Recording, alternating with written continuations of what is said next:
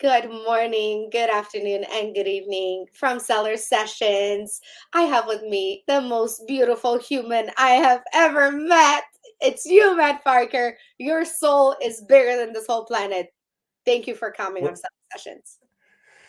thank you. I don't know what to say to that, to be honest, but thanks very much. I'll try and fill my shoes with being the biggest soul on the planet, but You really are. I remember meeting you in London. I was like, this is my person. I'm like, he's so cool. He knows so much. He just loves everyone, and I love being around people with big souls. So you're definitely one of my top favorite people. Even though I mean, you're in England, and it's kind of hard to keep communications. But every time I see you, I'm like, oh my God, you're so amazing. So it was only a matter of time before you got to come to Seller Sessions, and we're so honored to have you here today. no, thank you. That's kind words. I don't know what to say really, but thanks very much. You're so humble. You're like, well, thank you very much. Yes, I have arrived. I'm here. I have arrived, yeah. Yeah, I but have. no, it was well, I think we had a lot in common as well. I know you're doing different varied things with media and multimedia, so it's pretty cool that I'm on today. It's just almost like prayer has been answered to speak about media, so it's fantastic, really. So I love thank it. you. Yeah. I mean, I've known you a little longer, but for those that don't know who Matt Parker is, would you let us know who you are? Yeah, so my name's Matt, and I've been I've been in the e-commerce space since 2006 to 2009. But going back a bit of an overview of what I've done in the past, I've come from a multimedia background. I've worked with the likes of Macromedia, which is a long time ago now, 20 years ago. And I used to work with Adobe with Flash. And then I've got a background in that from my degree, which I did at Wales.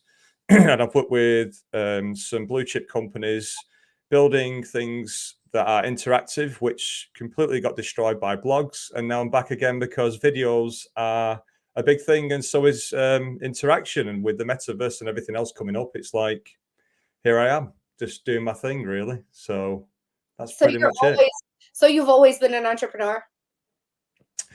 Um, Not always. No, I worked. I worked in house. I worked as a multimedia programmer designer for about 5 years prior, and yeah, I was working with programs. I don't know if people who are watching might remember these programs, but there was Maya and 3D Studio Max. So I used to build 3D visuals for TV, video, cinematography.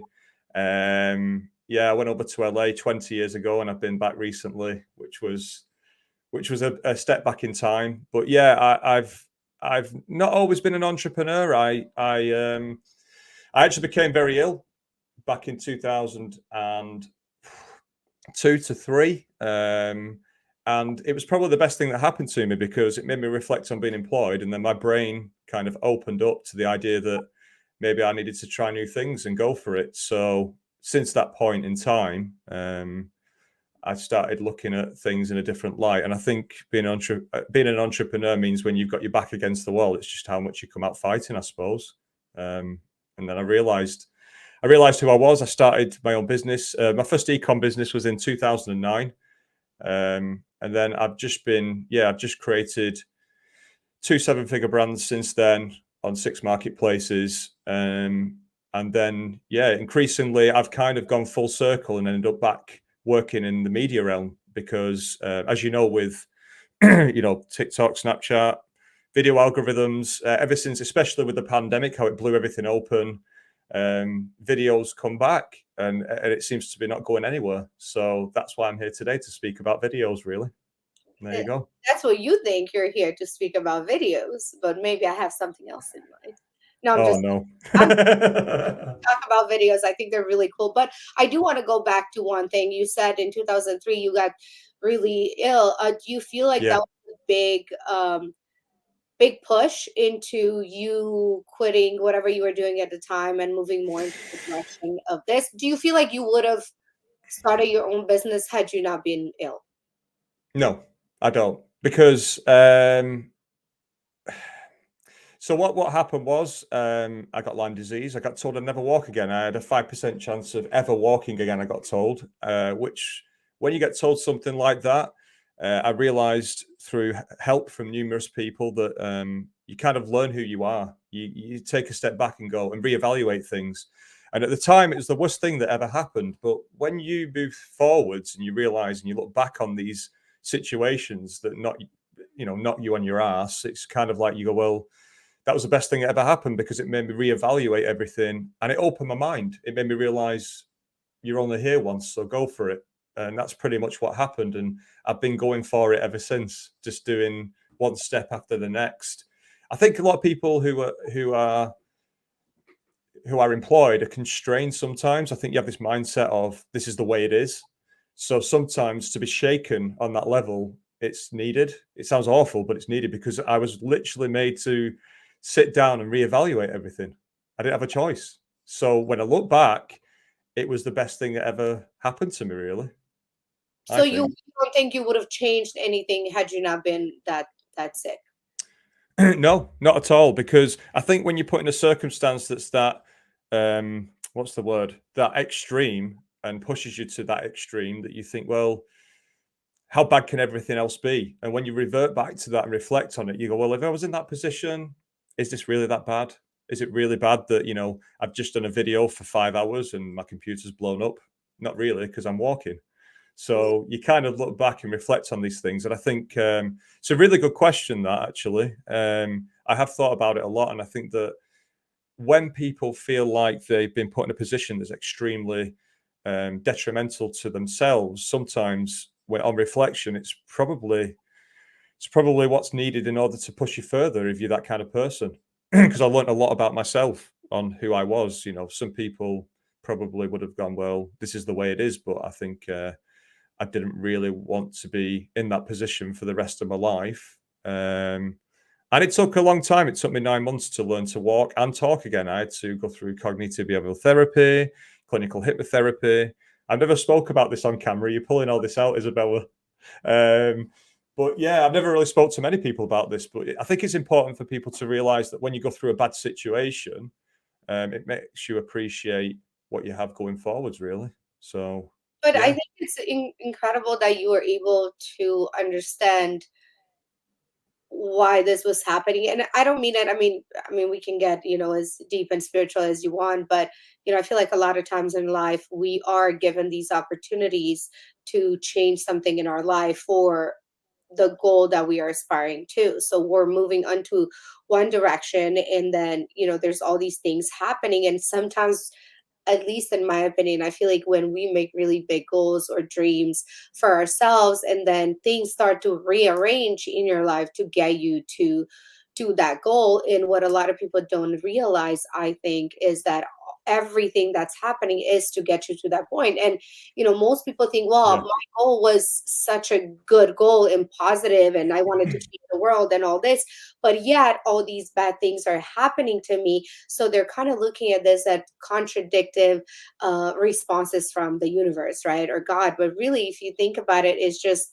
God rearranging the path for you to walk on. And some of these are really messed up things that happen to you. And in your case, you got a terrible illness that happened to you, and for you to be able to figure out and say, wow, I think this is happening. Well, I don't know what you were thinking, but one of the benefits of this was for you to change whatever you were doing and moving to a direction where now you're helping thousands and thousands of people. And I don't know, I mean, maybe you would have never done this had you not been faced with that.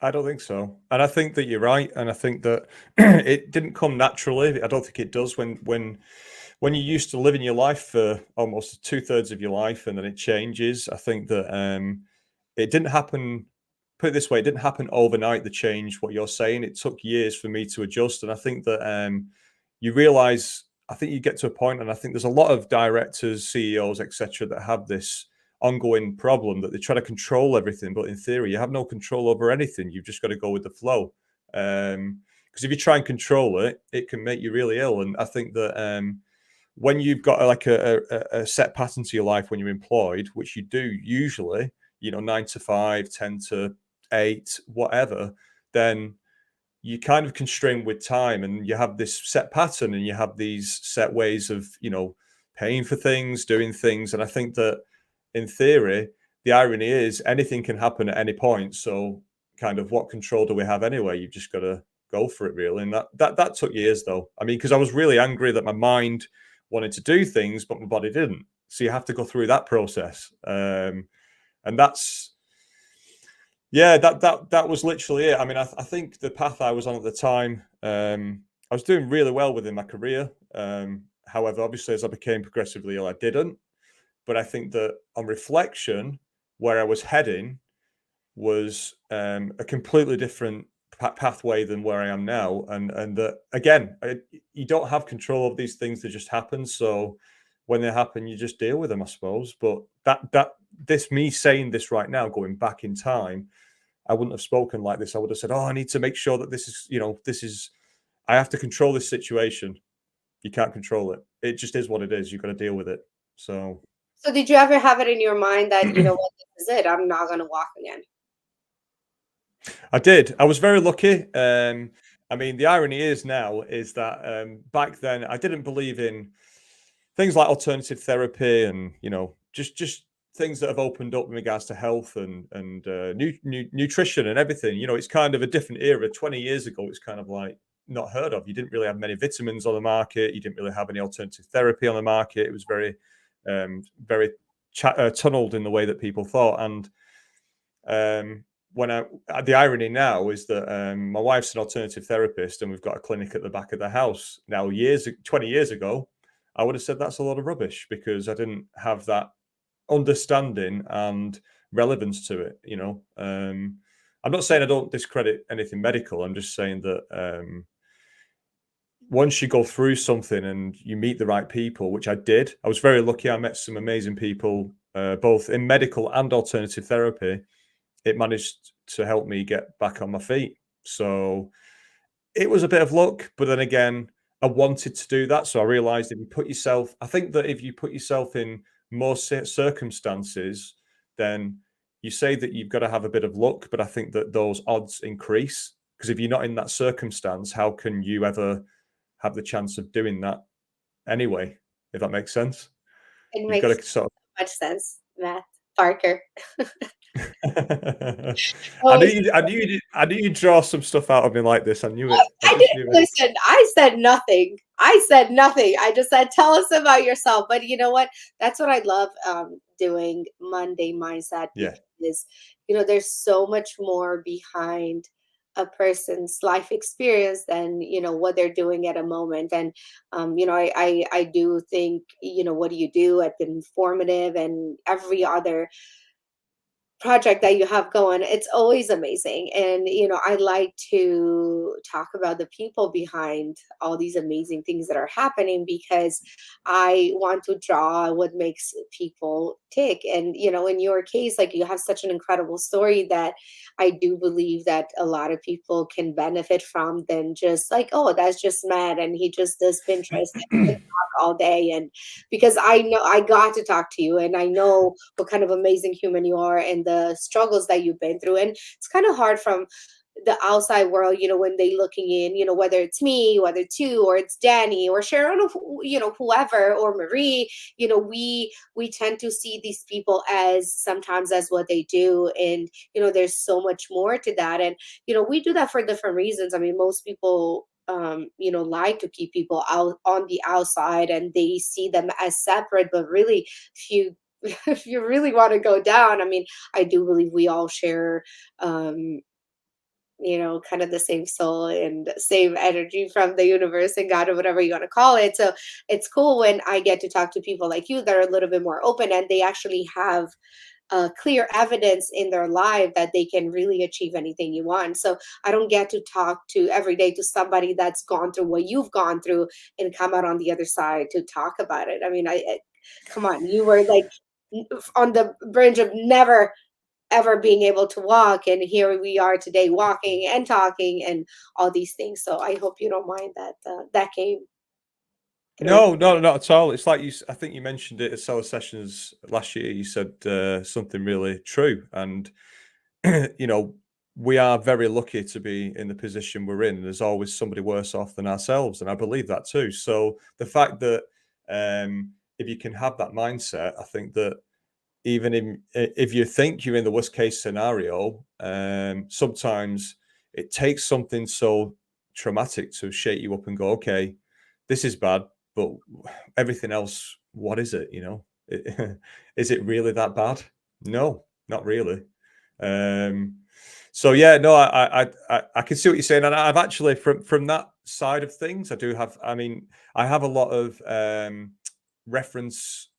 What's the word? Reference, not data. I'm going off on a tangent now, but I've got a lot of reference points and a lot of documentation I took from when I had Lyme disease. That in the future, one of the guys who helped me was an ex-Olympic athlete, and he said, "You'll either write a book or you'll carry on with your life." Now, I've actually got people approaching me now who's saying, "Could you maybe put that, information out there?" And I will. I will. It's just I've got so enthralled with living my life that it's kind of like finding the time to deliver that. But I still get calls from people. I get messages saying, "How did you do it? How did you get out of it?" Because it's not a very common thing for people to get out of, really. It's a horrible thing, Lyme disease. It really is. So yeah, Are I'll you help where I can.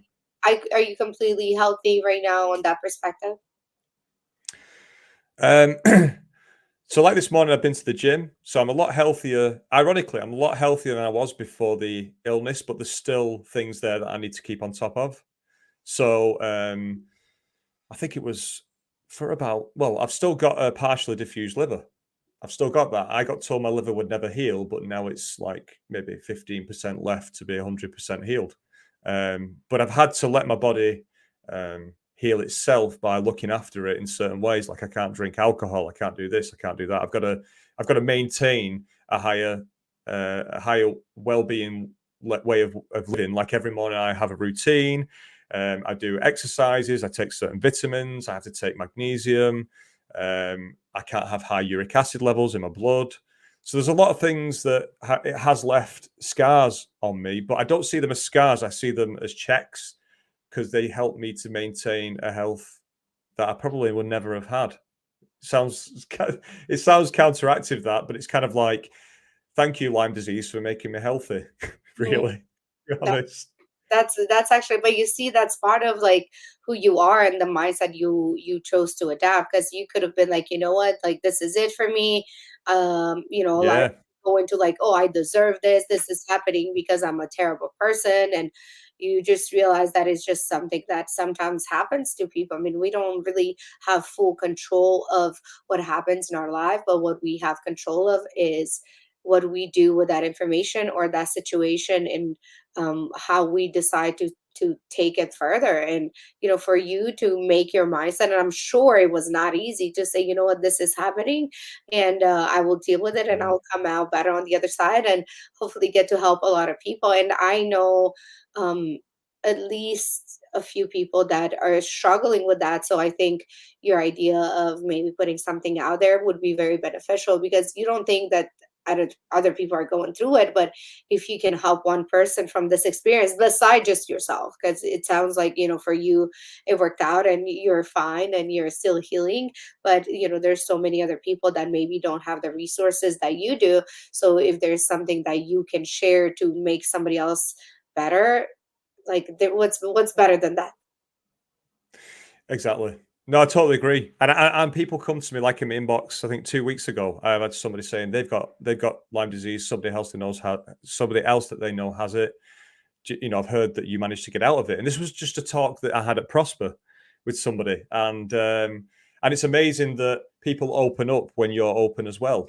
Yeah. I always say you attract what you are, and I think that if you're open to that knowledge, then if they are, they'll start speaking about it and what plights they've been through as well. And yeah, I'll offer out this information. It's not always applicable, and the other thing is that it's not always received. Some people don't, you tell them they don't want to do it. It's not, they just want to know an easy way out. But unfortunately, what I always say is that a lot of things that take a long time or a long period to sort of get into with an illness can take a long time to come out of.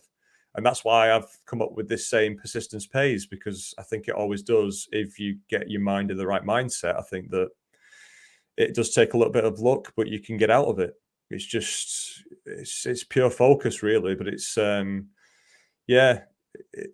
are people out there. I mean, I have thought about it recently in regards to maybe doing some form of book and getting information out there. Well, I'm sure, just from this podcast, I'm sure a lot of people are going to reach out to you.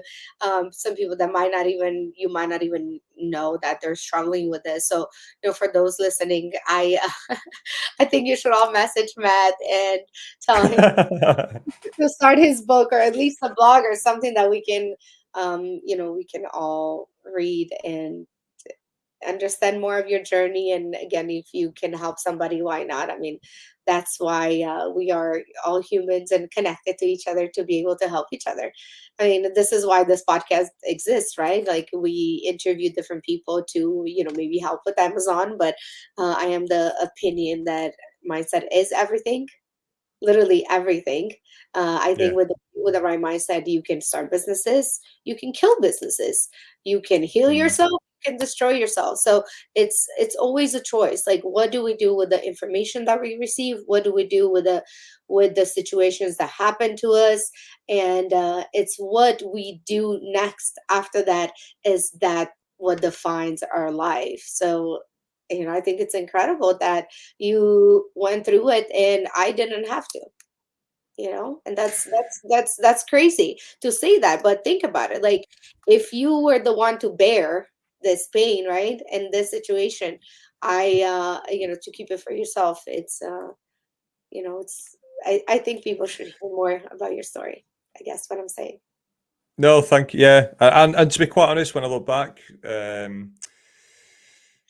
when I was 20, I was 26, I think, at the time.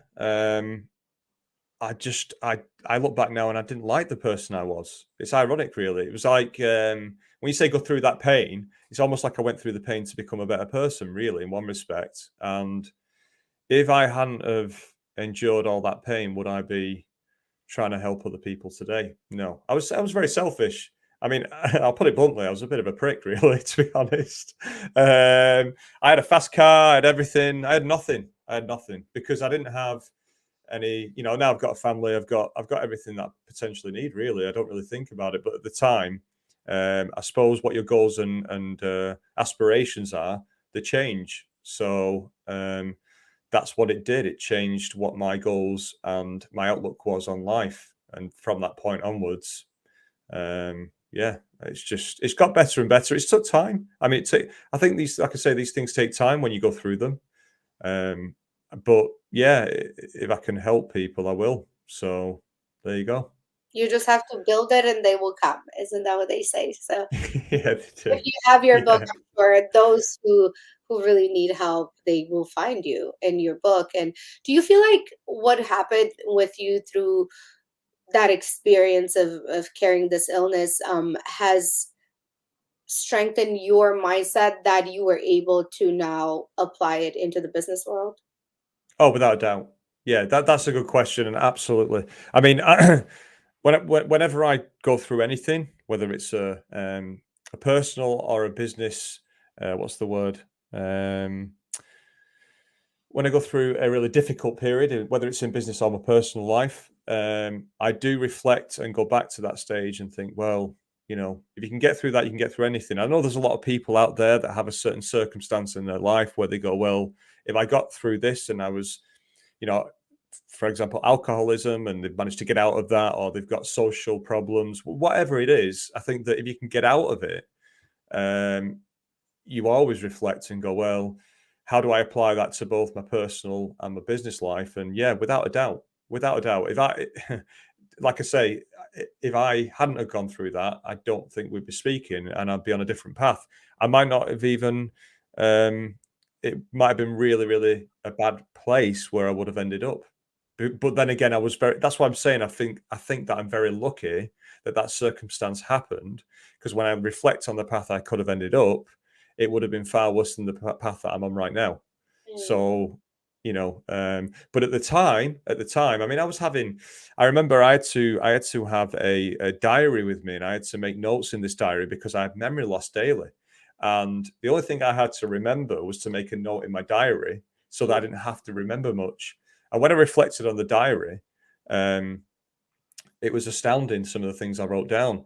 And it went on for 9 months. I mean, I had seizures, I had to learn to walk again for 9 months. And if you can, I think as well, it taught me the what's the word again? Sorry, I'm just thinking of the word, the not understanding, but the value of patience. Because in this world, I think that a lot of people want everything, especially entrepreneurs. You have this mindset that you've got this vision, you want to be at that vision straight away, and it doesn't happen. And I think as entrepreneurs, we're all susceptible to being impatient, because I know I can be impatient. It's one of my weaknesses. It still is, because you just think, oh, I just want that now because I can see the vision. I can see this whole amazing thing that's being built. And sometimes you've got to go, well, that's going to happen, but you've got to go through the process. And I know Danny said it, trust the process, and a few other people. And it's right. It's like, well, if you don't appreciate climbing the mountain and you get to the top of the mountain, how can you appreciate being at the top? And I think that's really important that people need to understand that, because they, a lot of people just want that top of the mountain. And when they get there, there's no process there. And they just go, well, this is everything. Well, I've got everything, but it's not, where's the enjoyment in that? There's no enjoyment. So, yeah, I think it's really important that those who are going through a tough time right now, who are trying to develop something or build a business, that you understand that that is part of the process to get to the top of that mountain. You've got to go over these huge boulders. You've got to climb. It's just the way it is. But if you can appreciate that, then when you get up there, it's so much more enlightening, I think the word is. I think that anyway, but, that's just my outlook. So much more enjoyable, right? Because if you, like you said, you just get there, like, which is what happens with, most like lottery winners, right? Like the overnight, they they have all this money and they don't understand, one, what to do with it, and two, how to even enjoy it. And, they go by, okay, these are some of the things that I think will make me happy, which is, get a bigger house, get a bigger car, all these things. And then you're right, they get there and they're like, wow, I had dreamt my whole life of this moment, and yet it's here and I don't get to enjoy it, because it is not just, snap of the finger and you already feel amazing. It's the journey that makes it enjoyable at the end. Yeah, right? Absolutely. Well, absolutely. But I've got friends who are younger, and what you just said right then, multimillionaires, and some of them, it ruined their lives because they weren't ready to receive that. They weren't ready to be, what's the word? They weren't mature enough to handle that kind of responsibility. And is it their fault? Not really. It was put on them and they had it in front of them. And when you're a 21-year-old and you might have, say, £1 million put in your back pocket, I know that if I was 21 and I had that in my back pocket, it'd be I'd probably end up leveling a city. There would have been severe, it would have been a nightmare. It would have been a nightmare. Oh, man. So I think sometimes when you want things, there's a big difference between when you want them and when you're ready to receive them, This is a nice message from, we don't know who you are, Facebook user, but I'm sure you know Matt. Definitely gave you a new perspective on life, like great stuff. Yeah, it did. It did, whoever that is, it did. And I would just say to those out there, because I do, I still go through it. I'm sure you do. Everyone does. You go through periods where you really are pushed. It's Marie. Oh, right. Hi, Marie. Yeah, even Marie's not heard half of this, You've managed to get this out of me today, Izabela. You just got it. I didn't do anything. Maybe it just had to come out, That's why I love doing this interviews, because whatever has to come out at the time it does, without any force, any outside force. It's just what it is. But I think, what you went through, it's incredible. Do you remember anything that you wrote in your diary that was like, I cannot believe I wrote this? Like, this is amazing. I hit a very low spot, and it sounds awful, but the worst, I'm going to go to the worst thing and then I'll go to the best thing, because I think this is important to hear. And I got to a point where I didn't really have any value left for life. And my parents and my family and the people around me, I was very lucky. And that kept me in check, really, because I was like, well, how do I get out of this? You know, it got to a point where, I mean, I remember crawling to a computer. I was literally like, how do I get out of this? What research do I have? And then I started opening up to the possibility of people telling me, well, this might be what's wrong with you, or that might be what's wrong with you. And it went on for years with both the medical side of things and with the alternative therapy. But yeah, I look back and I was like, I used to rate my days out of 10. So it's ironic, really, when I think about it. It's almost like analytical data in the way that I operated with the diary. It's quite funny, really. And so I'd have days which were out of 10, there would be 2, and then it'd be 5, then it'd be 3. And I had to literally give each day a number out of 10. And so what I would do is remember to reflect on that number and see if there was a trend, which is quite funny when you think about where I've come. And yeah, it is. I'm only just thinking about this now. I'm talking about it. That's why I'm smiling, because I'm like, wow, this is crazy when I think about it. So some days it would be like 1, then it'd be 5, but I could see this trend and it was kind of going up but down. And that's how life is. That's what I realized at that moment in time. Is that was the most probably important thing that I had as a guide, as an anchor, was to go off these points and go, well, at least it's getting better, you know, rather than going down. And you know, when I hear things like people talking about algorithms in relation to micro changes and micro, you know, ways of working, and little things matter. That's why when I was in that position, these little things all added up, because one small thing that made my life better each day on a daily basis slowly brought me out of this hole. And it didn't happen within one big jump. So on reflection, yeah, I mean, the worst thing was I wrote down some pretty dark things, really, when I think about it. But you do, because it's only natural when you're feeling down that you have down thoughts, you know. How do you get out of that? Well, you just got to tell yourself it's not going to be like that forever, and it never is. You know, anyone out there who's feeling that way, I'd just say it never is, because you have down days, but it's okay to reflect and accept them days and go, well, you know, instead of fighting them, I think. And anything that was like, okay, I wish I could have, I don't know, like said this to somebody. Like, I feel like there's these moments that we like, they come by really quickly and then we kind of forget about them, but something that kept you going, like everything. Because I can't imagine going through this and be like, when is the sun coming up? Yeah, no, you know, one of the biggest things that I had to deal with was when you're, in fact, I'll go to this point in a second, you'll see the correlation between the two. So one of the biggest things I had was that I had too much time to reflect. So I ended up having to have clinical hypnotherapy, because it had to rewire my brain and deal with things from when I was 6 years old. Because when you're stuck in a bed for 9 months and you've got that time to look back on your life, you've nowhere to go. You have to face the things that you've never really had time to think about. So I had to have all this therapy, but I also had to have psychotherapy in order to get out of that as well. But that's why I had more. I would say you know, I don't sound too egotistical, but I had more compassion for my teams throughout lockdown, because that experience allowed me to understand that people need purpose. And when you're stuck in a room, e-commerce or not, and you've got that mirror in front of you to look at, which you never really had the time to look at, or you could sidetrack that by going out and maybe going hitting the town with your friends or whatever you do. You didn't have a choice. You had to sit there and literally reflect in the mirror. So that experience actually helped me with my team to get them through lockdown, because honestly, including myself, I came last. I actually said to my wife, I said, I'll probably have a mental breakdown, but I'll do it after everyone else, because that's the understanding I had. I'm saving mine for the last. I have to be strong for them, and then I'll just let it all out, right?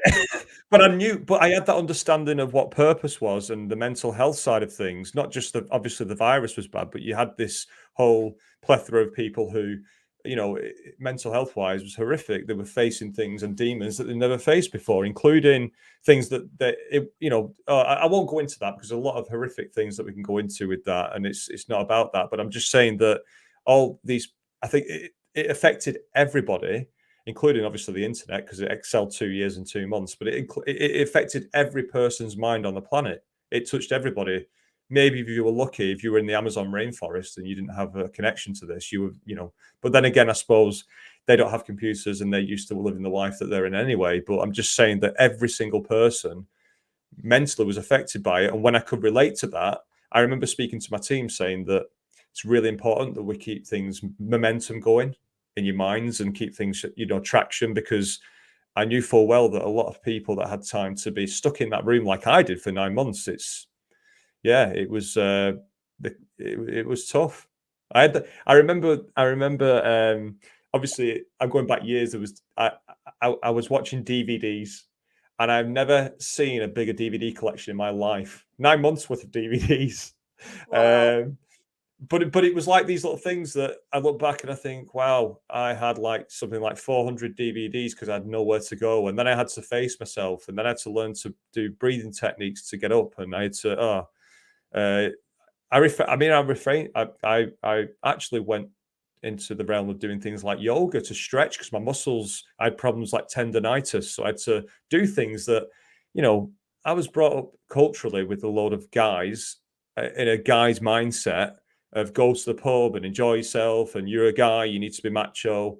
That all went out the window, you know, and my friends accepted me for what I'd changed from where I was to where I was at. Because another thing is that I think that, you know, when you go through something like that, your social circles change as well because you attract a different kind of mindset. And again, that's probably like entrepreneurialism where you attract what you are. And I say that because when you're in a room full of people who, like yourself, and you're in that room in seller sessions, there's a lot of people who can relate to you. But when you go into the public world, there's not as many people because you're in a different percentage. So it's very relative when I think about it and connect the dots to where I was at in that period of my life and where I am now when I'm meeting these exceptional, I call them exceptional people because they're doing things that are just completely off the chain, really. And it makes, like you say, it makes you wonder what the background is to be able to push them to that point where they're doing things that no normal human would even entertain. So, And do you see why this is so important, Matt, that, you know, we get to discuss about these things? Because, you know, as far as skills goes and um, Amazon and any other business, I mean, there's some fundamental rules that if we follow, we all can become successful or at least, you know, have something to show for, right? But it's the person behind it that most people don't understand how they function. Like for you to have gone through this and be able to take so much from this, I mean, it's helping you not only in your personal life, but in creating businesses. And I think we tend to discredit people's lives behind the business that they're running, you know, just like you said, like, you know, people may see me on this podcast, they may see me out partying, or they may see me this, and people tend to form an opinion of that yeah, person. They don't really know what they have faced to get to where they are right now. You know, for people who probably had no idea that you had gone through this, they just see you as, you know, the Pinterest uh specialist and expert, and you're so amazing at what you do. But and they might take it as, oh, he's just one of those lucky ones. We don't know, right? We just think you were born with this incredible talent, but yet, you know, you had gone through a journey that most people will be blessed and lucky that they will never have to experience, right? But because they didn't have to experience such a downfall in their life, they might not have those specific attributes and skills that they acquired while going through that terrible period, right? But they say, I want what Matt has, but I don't want to go through what Matt did to get there. So I think it's important to, you know, talk about this to more than one person. Like I tell people about my life, I'm literally an open book. Like if I'm out, like having a good time with my friends, they'll see that I don't hide who I am for anything. And they take yeah, me with the good and the bad, you know, if they may consider that's bad or good, like it doesn't really affect me but because I've lived through a life that they might not even be aware of. So, I think conversations like this are really important, because now people are like, oh my God, like Matt is a human beside just empire that he's just built, right? But no, think about it. Yeah. Like, Yeah. Yeah. Yeah. Yeah. oh, Definitely. wait, he went through this. I went through this. I didn't know that. It's our experience that would connect this to other people, because at the root of all of this, we are all human, and we are going through different um pain points in our life, and hopefully multiple success points in our life. And it's us that's behind everything that we do. So I think it's incredible what you went through. Oh, thank you. Yeah, and I think it's funny because I remember being in the room. Was it solo sessions? I was thinking I'm a bit of a wild card. I'm Pinterested and Amazon community, and I was thinking I wonder how I've been received, Yeah. and and I don't care, because I know that it's more about, when I say I don't care, I do, but I'm just saying, like, I'm thinking to myself, well, I've got a And purpose. I'm trying to fix a problem, and whatever anyone else thinks, I don't know, but I think it was. I'm being a bit. What's the word? I can't think of the word, but basically, I think it was Gandhi who said, "What other people think of you is none of your concern, so why worry about it?" And it's I love true. I that. mean, I use that. Don't forget what you're gonna say. What I adopted this a long time ago. What other people think of you is none of your business. And if you really, yeah, really look into the sentence, it's really has nothing to do with you, what other people think of you, because no, that opinion comes from their own experiences in their life. And what they're doing, most people are projecting. And projecting is such a, I never really understood the meaning of the word until I started experiencing myself, like I'm sure I project things on people all the time based on how I'm feeling, right? Like, but if yeah, if we yeah. really remember that we are also making these mistakes, then we can associate with other people. So I think that's a really great point you bring up. Yeah, and who was it? A close friend of mine said, "If everyone was the same, it'd be a boring world," and it's true. That's the other thing. Everyone's trying to have this ideal projection of what they should be on someone else. But the thing is, if everyone was like you, I'm pretty certain that maybe somebody out there, I won't say his name, but somebody who was at the top of Amazon might be trying to duplicate himself because he might have the perfect world, the perfect business. But all I'm saying is that if you don't have these mixes of personalities and people, then it would be boring. I mean, how can we have discussions, good and bad, dependent upon us all having the same ideology? It just doesn't. It just wouldn't be natural. Um, Although I know Marie and Dan, my partners, have said that they think that I'm a robot because of my brain, but I'm actually not. I'm a human being. So I'm glad you pulled this out today, just to prove that I bleed and You are I need very to go to the toilet. And that you are probably more alive than a lot of us, because again, some of us, are maybe unlucky that we have a very normal life. And I mean that in the most serious way, because if you think about it, like, if you have a life where nothing is really happening to you or for you, you kind of just cruise in, and then you don't get to experience the highs and the lows. But sometimes it's also what we ask.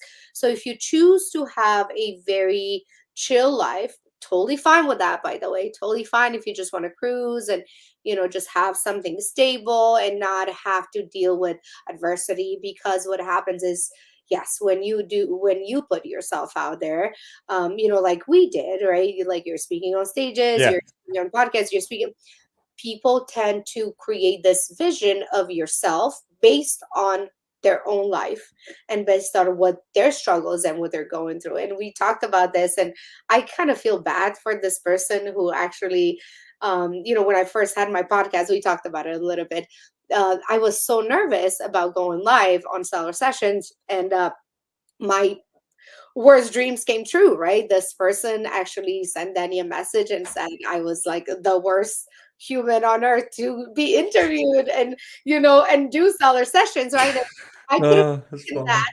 I could have taken that and be like, oh my God, she or he is so right. Like, I am terrible. But it's like, you know what? Like, has nothing to do with me. Yeah, maybe I wasn't the best. I'm not the best right now, but it doesn't matter. It's the message that we deliver. Like I don't care that I don't always look perfect. I don't care that I don't always have the right things to say, but it doesn't matter. Is the fact that I show up every single time. You will have adversity and you will have people that will like you Yeah. and some that won't like you. But again, it has Yeah. nothing to do with you. So for you to hold on to what you have for the fear that somebody's not going to like you, you can never be that perfect that you will be liked by every human on earth. So for you to hold this, just you hold it like I'm amazing and nobody knows, you're doing nothing for this world. You're doing zero. For Yeah, you it makes to sense. step up and say, you know what, this is me, ugly, beautiful, all of it. This is me, but yet I'm standing strong in front of you to deliver this message that I have for you. I think that is power. I think that is strength. It's not, how you look and what you have done in your life is not what makes you powerful. Is you and your experiences and the power that you show up ugly as you are and beautiful as you are. I think that is strength. Yeah, that's an amazing point, and it's almost like I say, I've never spoke about most of these things on camera at all until today, and I think that.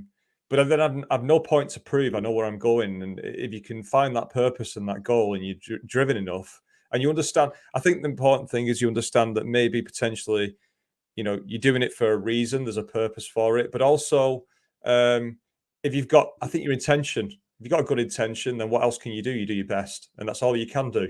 You drive for that intention. But a lot, that's what I believe anyway. Everyone's got their own agendas, but for me, if you can deliver on what you believe is correct or right, yeah, you can be judged. But if you believe you're doing the right thing, so what? Doesn't matter. That's what I think anyway. From experience. People hold on to their talents and are afraid to share with the world for the fear that they will, not be liked. I mean, we are, live in a society and we all love knowing that other people like us. It's just what it is. And, a lot of people go through life pretending to be somebody they're not Yeah, because they are hoping they will be liked as the person they're trying to imitate. But really, it's our uniqueness that make us who we are, that make us so beautiful. It's the fact definitely. that you were born who you are a gift to this world. And for you to try to be somebody else, that is why it doesn't match. That is why you meet sometimes people and you're like, this person speaks right, they look right, there's just something about them that I don't like. And it's the Yeah, fact that yeah, yeah. you're almost like your energy or your soul can feel the other person's soul, and that soul is um it's not matching what you're saying. But really, Yeah, if I know what you mean. I do you know what you mean. know who you were in real life, you're going to find your tribe. The ones that are as weird as you. But if you try to be somebody else, you'll never find your weird tribe. You know what I mean? Did And you it's just say somebody as weird as you? I like that. I'll use that. That's great. I am probably as weird as they come. I mean, I have a lot of things good and bad going for me, but the fact that I'm Yeah. able to stand up and say, you know what, yeah, I am all of that. Yeah, I mess up sometimes. I totally do, but it's through those mess ups that I learn and I can Oh create yeah. even better things for this world. Definitely. I mean, I say this to my team. I've said it to Marie and Dan, and some people who I deal with recently who have worked in other fields, other areas. I say to them, failure is experience, experience is results, and I want them to fail sometimes, not on a level that is going to end up, setting fire to all the premises and themselves and everything else. But I think that if you have the capacity to fail, that's when you excel. If you look at Elon Musk, he didn't send his first rocket up into space and it was perfect. It took probably years and years of testing and blowing everything up. And it's not the 99 times that you get it wrong; it's the one time you get it right. And that's why I'm saying about going back to the process of going up the mountain. But so many people, and including myself, and probably you get to a point where you think, "Will this ever happen? Will they ever break through that?" And you just got to go, "Yeah, I will." And I suppose the one thing I say to people is, what's the worst case scenario that you don't make this work? And the worst case scenario is you've done your best. That's all you can do.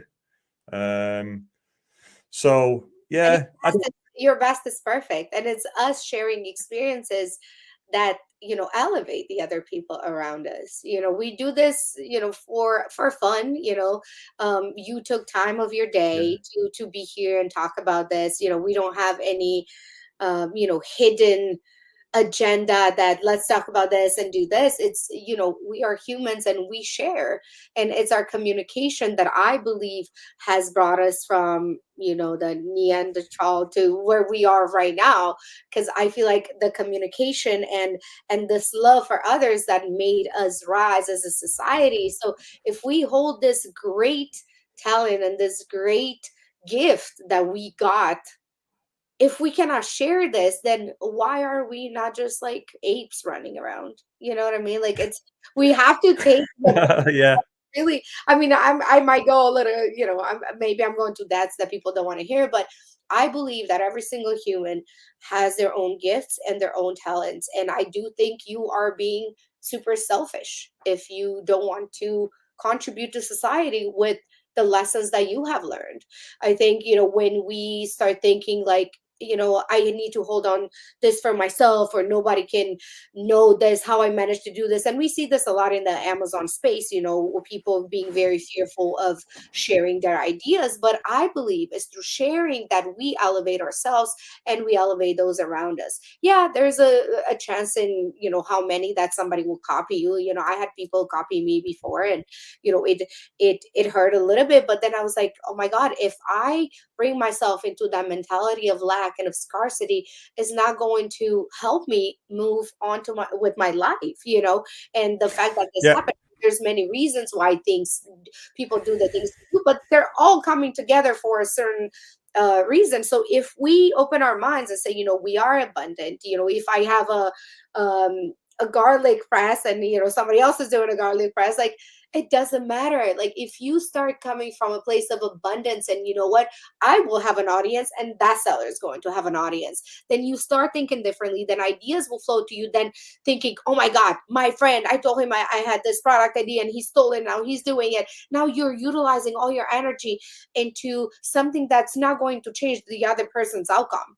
I mean, you can go down the path of trying to be malicious and do bad things, and then also does not help your business. So I went I literally sidetracked from the conversation with this, but I think it's fine. It's a good point, and I think it's a really important point. There's a few things I want to say on that, because I teach my team a demographic, which is trust versus performance. And the ones who are the highest performers usually are all trying to step on each other because they're all trying to be the best, so they don't trust each other. It's a common thing that they use in the Royal Marines, and it's a common thing because you'd think that the highest performing Royal Marines would be the best to put in the field, but it's actually the ones they trust in a circumstance that's got each other's backs. And the point is, that's how teams are formed. And if you have that balance between trust and performance, I mean, trust shouldn't be a commodity worth gold. It is, but unfortunately, it should just be. That's the way it is. But when I've dealt and spoke to, as you know, I went over to the US, I spoke to some of these engineers, and if you think like now we're on, we're on a plugin on Facebook, but if you think about these platforms, the amount of level of trust that's needed and required with all those people's lives at your fingertips, not to do black hat, not to do such a thing. Listen, it's not all about performance. It's a hard job just to get people vetted through the door who can be trusted. And that's a really important thing to remember. So, I totally agree. I think that even though you could be the best at what you do, doesn't necessarily mean you're the best at what you are. And I think it's important that, especially in teams, they say there's no I in teams, teamwork and all that kind of stuff. But, I think that it's important that you have that's why I say you track what you are. If you have a similar mindset, then usually you can sort of collaborate in that way. Then that's more power than just being, I'm the best and that's it. And you're not learning anything, because what you just said then, and I say this as well, I got copied. I've been through, there was one particular brand case and it cost me a lot of money. And I had to weigh up whether it was worth fighting this brand case with a patent attorney. But the thing is, I realized at that point, when somebody was copying me, do I look behind my shoulder and keep tripping up? Or do I just look forwards and think, well, that's a compliment? Because if they're going to copy you, it can be a compliment as well, meaning that you're doing something right and innovating. And I think if you can keep innovating rather than looking at sort of behind your shoulder, you won't trip up. Yeah, you've got to have a bit of, you can't just, somebody can't just keep copying you to the detriment of your business. But I'm just saying that what you've said there, I think, is really important, that don't focus too much and get obsessed with what people are doing behind your back. Focus on what's in front of you and what you can achieve. I think that's really important. And you've just said that. That's literally what you've just said. Yeah. And it's, the world is so big that we can, all have, up informative company. I'm not saying everybody should go and copy Yeah, or Reinfeld, but it's, there's just so much more. And when you definitely. on how much is there, then you realize that it's not really, it doesn't even matter anymore. It doesn't matter. It's who you are that makes your business the way it is. And yeah, I mean, I could go back and say, oh, that person stole my, my idea and whatever, and now they're doing better than me. Then maybe that's a question for you to be like, okay, what's happening? Am I focusing too much of my energy on what they're doing that I'm starting to lack? And you can start creating your own little book rules where, if this happens, then this is how you attack it. Not attack it literally, but attack it in a way of like, what, I am meditating on this, I am still me, attacking it from a good place. Like you don't want anything in your life to be negative. I mean, there's so much negative happening around. So if you're able to center yourself and ground yourself and remember that you are a unique and special human that is here on earth to impact somebody else's life. So, every single experience, you might listen to this and think, well, my life is not really exciting. There's nothing going on for me. I doubt that. I would challenge that any single day, because what you think, somebody else doesn't know. For me, mindset is such a, I literally talk about this day in and day out. And in my head, I'm thinking everybody's having these conversations. And then I meet people that I share an idea with, and they're like, I would have never ever thought of this. But for me, it's so natural that I think everybody around me is thinking the same thing. And this effect has a name. I think of what it is. But if you think about it, it's true. So just because you think that what you do is so normal that everybody should know, I challenge that. I believe that you, the listener right now, you have something that I don't have, hands down. Yeah, definitely. I used to think, I came to terms with that years ago. I used to think everybody wasn't normal, and I realized it was me. So I just went with the flow. I was like, I had a bit of epiphany. I was like, why is nobody thinking like this? What is wrong with everybody? And I was like, oh, actually, you know what? It's me. I've got a severe problem. I overthink everything. So we come here to experience different things. And I that's why I love people so much. People are like, how are you able to be out every night when you go to a conference? It's like, I don't get enough. I don't get enough of my friends. I don't get enough of the experiences. I want to live while I'm alive. And that's really one of my biggest goals. I want to meet as many people as I can. I want to share experiences with them. I want them to tell me what makes them who they are. And I get to meet people from all over the world. I mean, we met in England, and I'm like, oh my God, I love Matt. I think you're amazing. And now, since you guys been listening to Matt for an hour, I'm sure you can all agree that he's freaking amazing. And you can see why I think he's a special human. Do you want to talk about videos for 1 minute? I was actually thinking that. I was thinking, what am I talking You're like, about? wait a I minute. can't remember. I was here to talk about videos. But you know what, Matt? I let the conversation go where it needs to go. And, I wasn't pushing you onto speaking about anything. Sometimes, not at all.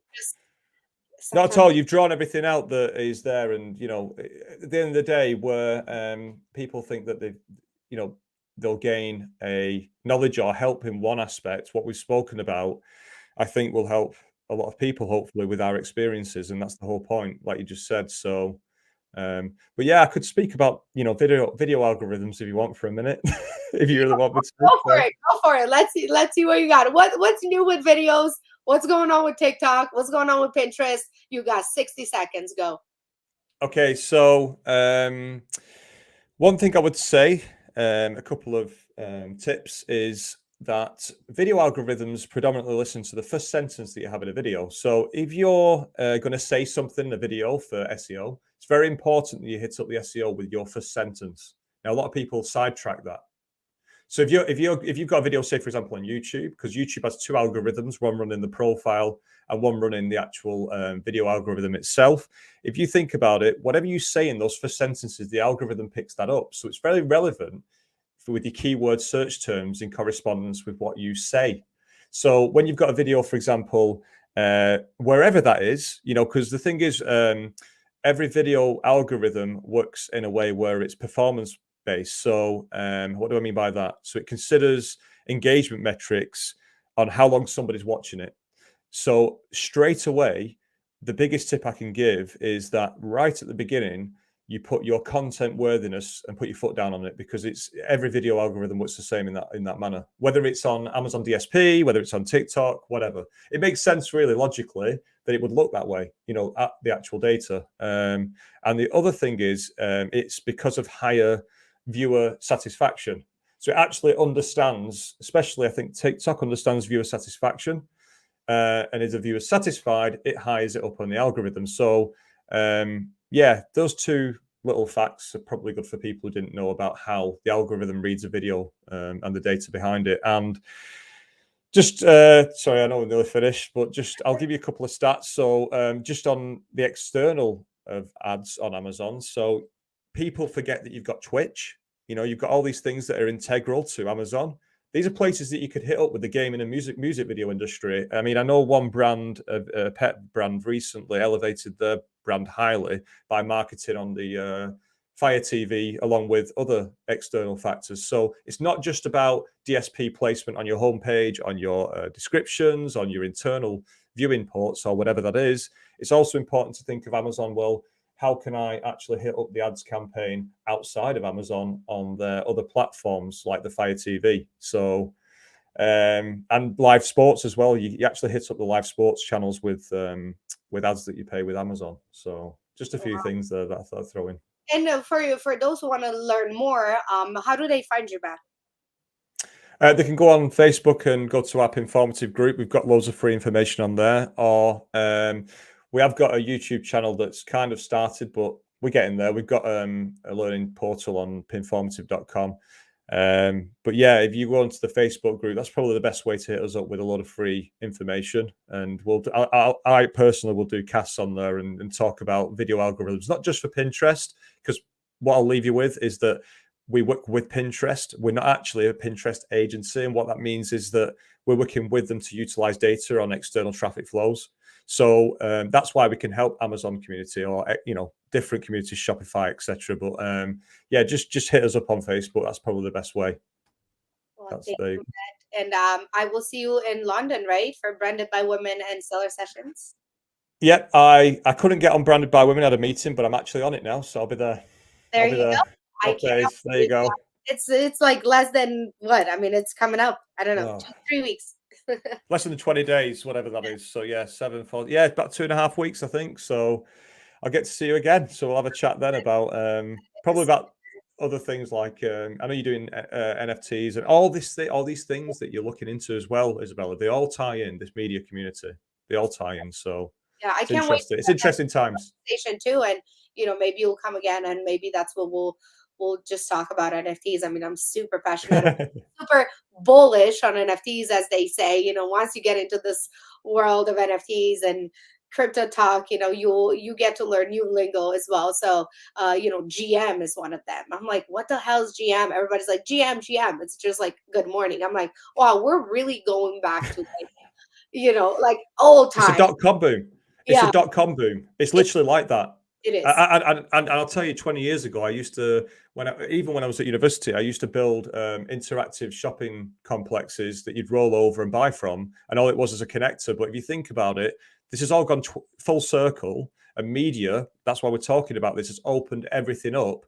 And really, in theory, the Oculus, the metaverse, it's the same principle, just with 3D. It's the same thing that's gone full circle. So it's interesting times. It really is. It's exciting, and in the next coming weeks, I will be starting to talk more about NFtomic, my new company that I'm working on, and how it can help a lot of brands. And I haven't really disclosed everything yet, so I want to keep it a little bit on the DL while I'm working on this big project. But I haven't been this excited since I started Mindful, which was, years and years ago. And, Good. opportunities come my way every single day, but this is something that, resonated with me, where the world is going to, the new technology. And I think we're all going to be part of it, whether we believe it's true or not. We will be engulfed. And Yep. it's like, some people that were like, oh, the internet, I don't believe in it. And yet now, they are communicating through Zoom with their friends in Paris and whatever. And it's going to be here whether you like it or not. So might as well get educated around it. So thank you, Matt. Sending you all thanks a lot. I will see you in London very soon. This was amazing, as I knew it would be. Thank you. Definitely. I've really enjoyed it. Thanks a lot. Thanks, Izabela. I'll see you soon anyway.